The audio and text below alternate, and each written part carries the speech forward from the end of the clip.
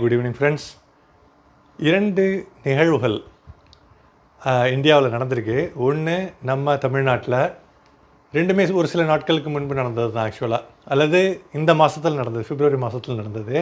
ஒன்று நம்ம தமிழ்நாட்டில் CNN, பாப்புலரான நியூஸ் நெட்வொர்க், CNNோட நியூஸ் 18 நெட்வொர்க் நடத்தின டவுன் ஹால் மீட்டிங் சென்னையில்.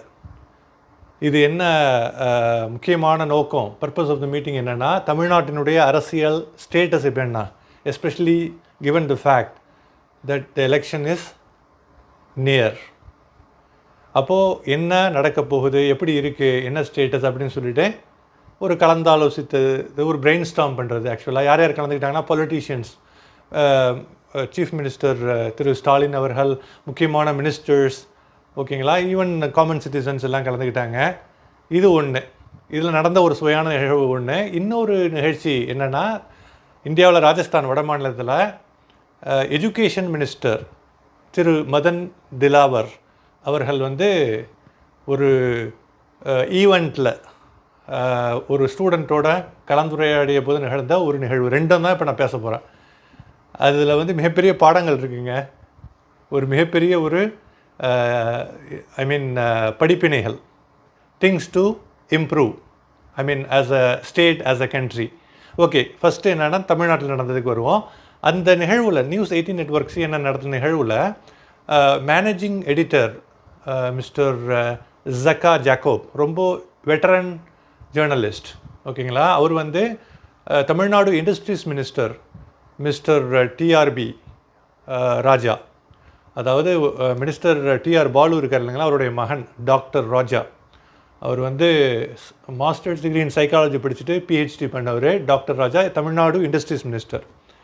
அவர்கிட்ட அந்த விவாதத்தை டவுன் ஹால் மீட்டிங்கில் தொடங்குறப்போ கேட்கப்பட்ட கேள்வி, எடுத்தவுடனே ஜக்கா ஜாக்கோப் என்ன வைக்கிறார், டாக்டர் TRB ராஜாட்ட, தமிழ்நாடு எப்போவுமே நீங்கள் ரொம்ப நீங்கள் நிறையா GDPயில் வளர்ச்சியில் அதிகமாக இருக்கிறதா சொல்லிக்கிட்டே இருக்கீங்க, ரொம்ப அதை ஷோ ஆஃப் பண்ணுற மாதிரி நம்ம காட்டிக்கிற மாதிரி அவர் ப்ரொஜெக்ட் பண்ணுறாரு. பண்ணிக்கிறீங்களே, மற்ற ஸ்டேட்ஸ் தான், உத்தரப்பிரதேஷ் நல்லா பண்ணுது, குஜராத், இந்த மாதிரி பல மாநிலங்கள் இந்தியாவில் முன்னேறிக்கிட்டு தான் இருக்குது, தமிழ்நாடும் அவ்வளோ ஒரு மாநிலம், இதில் என்ன பெரிய விஷயம்னு சொல்கிற மாதிரியான ஒரு சர்க்காஸ்டிக்காக ஆரம்பிக்கிறாரு. சர்க்காசம் நல்லா தெரியல முகத்தில், ஆனால் ஒரு டோனில் தெரியுது. இம்மீடியட்டாக டாக்டர் TRB ராஜா அவர்கள் கொடுத்த பதில் காட்ட சாட்டமானது, செம பொலன்னு பொழந்துட்டார். ஆக்சுவலாக சமீபத்தில் இந்த மாதிரி திரு PTR பழனிவேல்ராஜன் சார் அவர்கள், அமைச்சர், அவர் பேசி, அவர் வெட்டரன் ஜேர்னலிஸ்ட்டு அவர் அந்த மாதிரி தான் ரொம்ப ஒரு சூப்பரான அற்புதமான பதிலை கொடுத்தார், சாட்டையடி பதில். அதே மாதிரி தான் இவரும் கொடுத்தாரு.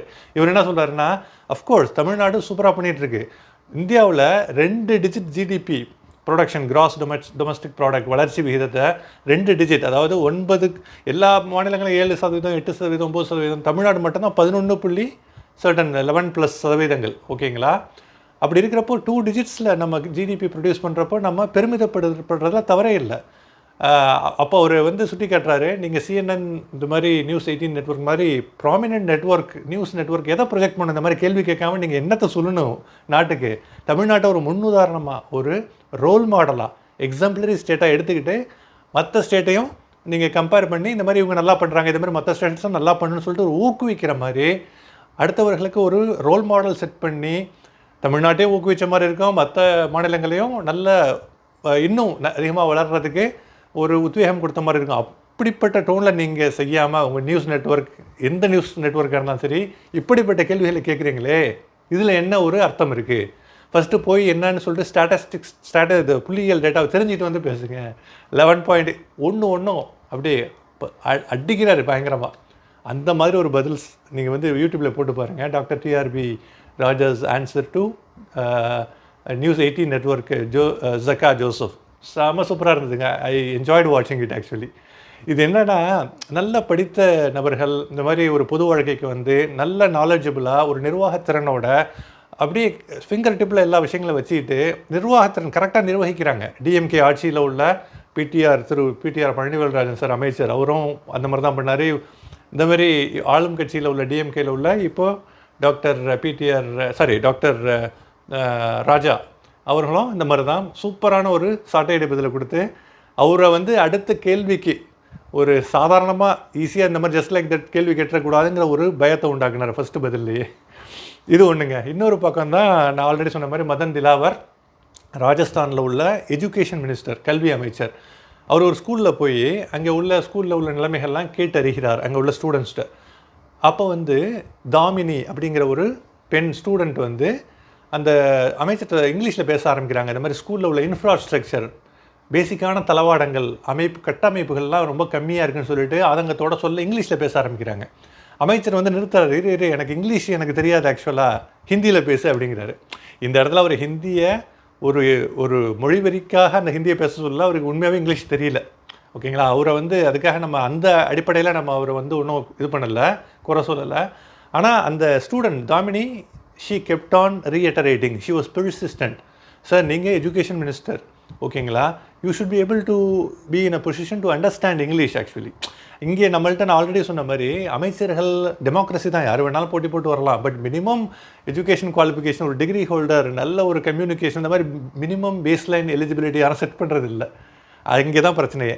ஓகேங்களா? அப்போது அந்த தாமினிங்கிற அந்த யங் ஸ்டூடெண்ட்டு விட்டாப்பிடியாக இங்கிலீஷில் தான் பேசுவேன்னு சொல்லி அமைச்சர்கிட்டையே டஃப்பு கொடுத்து இந்த மாதிரி ஒரு பேசுனது, நம்பிக்கையோட கான்ஃபிடென்ட்டாக பேசுனது மிகப்பெரிய ஒரு வைரல் ஆச்சு. ஆக்சுவலாக 2 விஷயங்கள்ங்க. ஒன்று தமிழ்நாட்டில், ஒன்று வட மாநிலம் ராஜஸ்தானில்.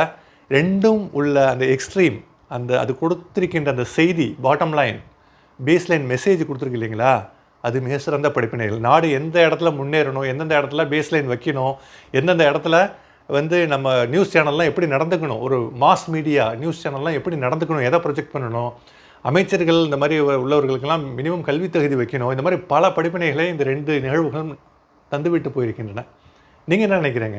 உங்கள் கமெண்ட்டை பதிவு பண்ணுங்கள், ஃபீட்பேக்கை கமெண்ட்ஸில் பதிவு பண்ணுங்கள். வீடியோ பிடிச்சிருந்தா லைக் பண்ணுங்கள், சேனலை சப்ஸ்கிரைப் பண்ணிட்டு பாருங்கள். இது வரைக்கும் சப்ஸ்கிரைப் பண்ணல, நான் யூடியூப்லேயும் சரி ஃபேஸ்புக்லேயும் சரி இது போன்ற நல்ல கண்டென்ட்டோட, சூப்பரான ஒரு செய்திகளோட, நல்ல லொக்கேஷன்ஸோட இன்னும் ஒரு வீடியோவில் உங்கள் அனைவரையும் சந்திக்கும் வரை விடைபெறுவது உங்கள் அன்பு சகோதரன் Noorullah. Have a fantastic evening guys. Peace.